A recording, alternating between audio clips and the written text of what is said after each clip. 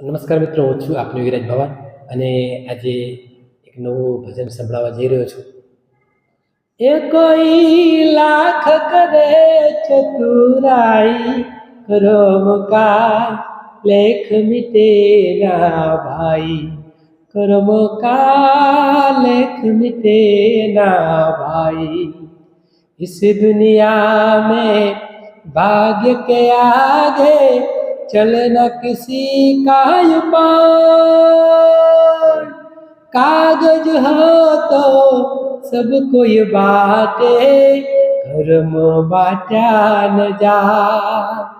एक दिन इसकी किस्मत के कारण मन को कर रे बुराई रे, कर्म का लेख मिटे ना भाई, कर्म का लेख मिटे ना भाई. ભજન ગમ્યું હોય તો ચેનલને લાઈક કરજો, શેર કરજો, સબસ્ક્રાઈબ કરજો અને કોમેન્ટ કરવાનું નહીં ભૂલતા. જય માતાજી.